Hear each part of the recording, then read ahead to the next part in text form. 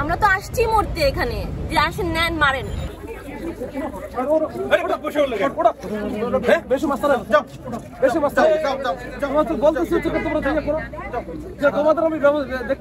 আমরা তো আসছি মরতে এখানে, যে আসেন নেন মারেন। আমাদের তো আর কোনো নেই, আমরা তো মরেই আছি, আর কতবার মারবে? আমাদের একটাই দাবি, আমাদের পুনর্বহাল করা হোক, আমাদের চাকরিতে যোগদান দেওয়া হোক। আর কোনো দাবি নেই, আর কোনো কিছু বলতে চাচ্ছি না। আপনারা জানেন ইতিমধ্যে যে আমরা গতদিন আমরা সচিবালয়ে 4 নম্বর গেটে আমরা অবস্থান কর্মসূচি ছিল, শান্তিপূর্ণ অবস্থান কর্মসূচি ছিল, সেই সকাল 10টা থেকে 5টা পর্যন্ত। কোনো অপ্রীতিকর ঘটনা আমরা যেহেতু একটা ডিসিপ্লিনারি কোর্সের সদস্য, আমরা দীর্ঘ একটা বছর আমরা প্রশিক্ষণ নিয়েছি কীভাবে শান্তিপূর্ণ উপায়ে ন্যায্য দাবি কর্তৃপক্ষের কাছে জানাতে হয়। তো আমরা জানানোর জন্য ছিলাম গতকাল আমাদের ডিসি স্যার আমাদের যে 5 জন প্রতিনিধিকে সচিবালয়ে স্যারের স্বরাষ্ট্র উপদেষ্টার সাথে দেখা করবেন বলে এনেছিলেন, বাট আমাদের গেট দিয়ে আমার ঢুকতে দেওয়া হয়নি। সেদিন যে ঘটনাটা আমাকে যে কারণে অপরাধ দেওয়া হয়েছে যে আমি 252 জনের মধ্যে নাস্তা করি নাই, মাঠে হইচই করে বিশৃঙ্খলা করছি। আসলে সারদা এমন একটা জায়গা যেখানে এত নীরবতা মেনটেন করা হয়, সেখানে হইচই করার মতো কোনো পরিবেশ সৃষ্টি করাই যায় না, এটা একদম অসম্ভব। তো যে ক্লেমটা আমাদেরকে দেওয়া হয়েছে যে আমরা বিশৃঙ্খলা করছি, সেটা কোনো সঠিক নাই। তো আমরা বলতে চাই যে ওই ঘটনা যেহেতু ঘটেই নাই, তাহলে কেন আমাদেরকে এত বড় শাস্তি দেওয়া হবে না? আসলে কিন্তু আমরা মাসিক টাইম দিয়েছিলাম, সেটা বেশি হয়ে গেছে। আপনার দ্রুত এই জায়গা পরিত্যাগ করেন। এই জায়গাটা কিন্তু 144 গাড়ি ঘোড়া আছে, আপনার দ্রুত এই জায়গাটা খালি করেন।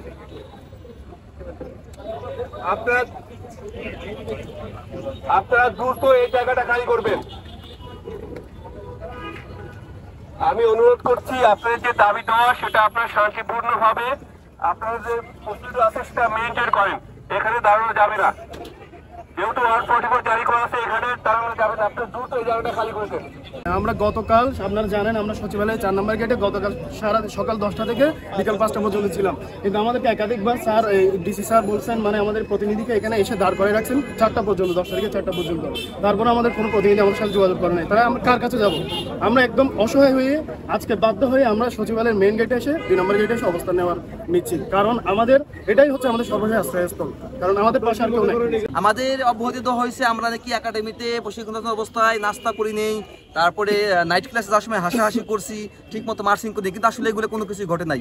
ওখানে all the fields of Sarada is covered by CC camera. সেখানে সিসি ক্যামেরা দ্বারা সব জায়গায় আচ্ছাদিত ছিল। আপনারা ওখানে আমরা বারবার আমাদের মাননীয় প্রিন্সিপালের কাছে আমরা আবেদন করেছি, সেখানে সিসি ক্যামেরার জন্য আমরা খতিয়ে দেখার জন্য আমরা চেষ্টা করেছি, কিন্তু সেটা কোনো কিছু করেনি। আমাদের বাড়িতে এই একাডেমির রুল অনুসারে সিসি দিয়ে বাড়িতে পাঠায় এবং সেখানে আমাদের অব্যাহতি পত্র পাঠিয়ে দেওয়া হয় যার নির্যাস। এটা আমাদের সাথে একেবারে চরম অন্যায় হয়েছে। আমাদের সাথে তারা কথাই বলছে না। আমরা এই দেশের নাগরিক। আপনারা জানেন যে বাংলাদেশ পুলিশ একাডেমিতে ট্রেনিং করা কত কষ্ট। সেখানে আমরা 13 থেকে 12টা পরীক্ষা দিয়ে বাংলাদেশ পুলিশে আমরা জয়েন করেছি এসআই পদে। সেখানে দীর্ঘ 1টা বছর শীত গরম রোদ উপেক্ষা করে আমরা মাথার ঘাম পায়ে ফেলে ট্রেনিং করেছি।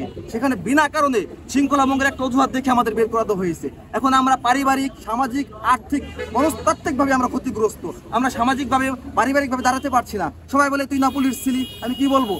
আমার মা বসে আছে, যে একটু 2 মিনিট আগে ফোন দিয়েছিল আমাকে যে কি চাকরিটা কি পাবি, আমি কি বলবো? হটকানাইছে। এখন আমাদের একটাই দাবি, আমরা তো মরে গেছি ভাই, আমাদের ভিতরে তো আত্মা নাই, আমাদের তো দেহ নাই, আমাদের মাইরে ফেলাক আর কি। আমরা মানুষের 30 বছর অনার্স মাস্টার্স কমপ্লিট করে একটা সাধনা থেকে সরকারি চাকরি করা, সেখানে আমরা সরকারি চাকরি করেছি এবং আমাদের মেধার মাধ্যমে আমরা এই চাকরিতে আসছি। এখন যদি আমাদের মেরে ফেলে আমাদের কোনো সমস্যা নেই।